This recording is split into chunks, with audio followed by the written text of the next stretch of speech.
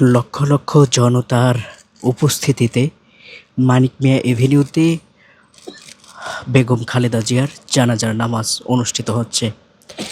নামাজের মতো কাতার বন্দী হয়ে সকলেই দাঁড়াই গেছেন এবং তারা কিন্তু ইতোমধ্যে জানাজার নামাজে কাতার বন্দীভাবে জানাজার নামাজ আদায় করছেন।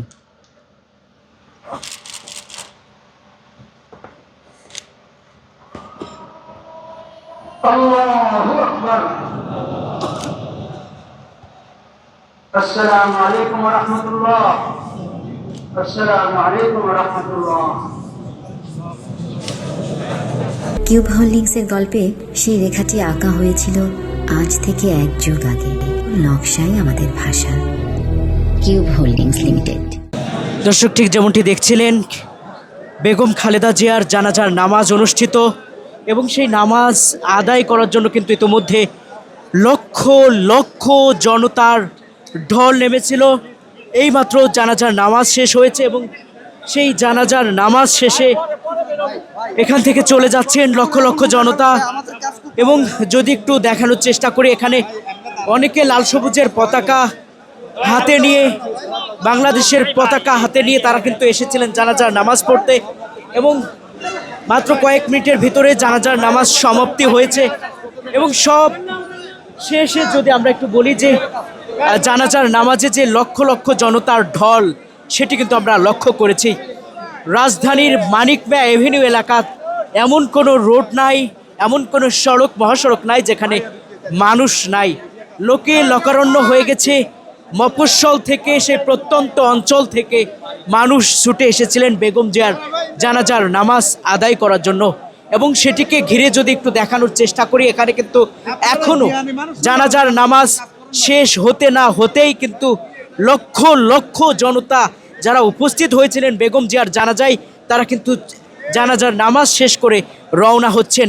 এবং কিছুক্ষণের ভিতরেই বেগম জিয়াকে শহীদ রাষ্ট্রপতি জিয়াউর রহমানের মাজারের পাশে কিন্তু তাকে সমাহিত করা হবে, এমনটি নিশ্চিত করেছে বিএনপি মিডিয়া সেল। এবং যদি একটু দেখানোর চেষ্টা করি, লক্ষ লক্ষ, যেমনটি দেখছেন, লক্ষ লক্ষ জনতা কিন্তু এসেছিলেন।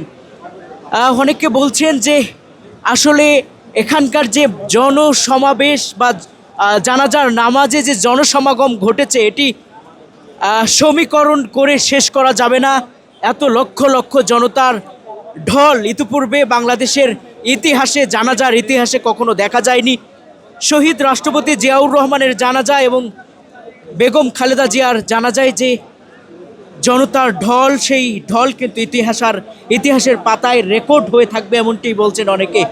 এবং যদি একটু দেখানোর চেষ্টা করি, এখানে কিন্তু লক্ষ লক্ষ জনতা, সেই জনতার ঢল নেমেছে।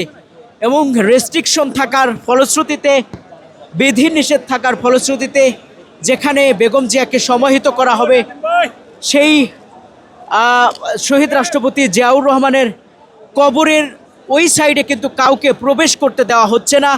এটি বিধিনিষেধ রয়েছে যাতে কোনো ধরনের বিশৃঙ্খলা না ঘটে, যারই ফলশ্রুতিতে জিয়াউর রহমানের মাজার এবং যেখানে ঠিক জিয়াউর রহমানের পাশেই তার প্রিয়তমা স্ত্রীকে যেখানে সমাহিত করা হবে, ঠিক সেখানে কিন্তু বিধিনিষেধ রয়েছে। সেখানে রাষ্ট্রীয় ঊর্ধ্বতন ব্যক্তিবর্গ ছাড়া এবং দলীয় ঊর্ধ্বতন ব্যক্তিবর্গ ছাড়া কেউ প্রবেশ করতে পারবেন না, এমনটি বলা হয়েছে। এবং তারই ফলশ্রুতিতে সেখানে কেউ প্রবেশ করতে পারছে না।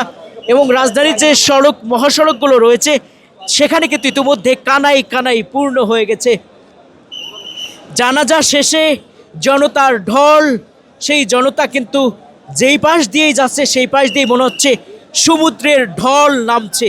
সমুদ্রের যেমন স্রোত বেয়ে যায়, ঠিক তেমনি বেগম জিয়ার জানাজা শেষে যেন জনতার জনসমুদ্রে পরিণত হয়েছে রাজধানীর মানিক মিয়া অ্যাভিনিউ, রাজধানীর বিজয় সরণি এবং রাজধানীর যে খাবার বাড়ি, ধানমন্ডি এবং মিরপুর রোড।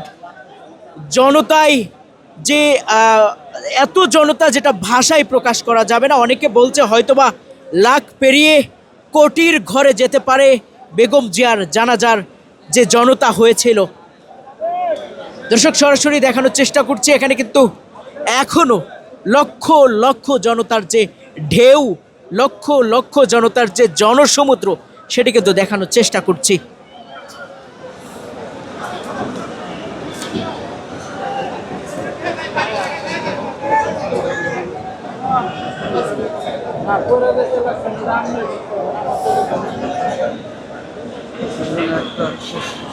কেন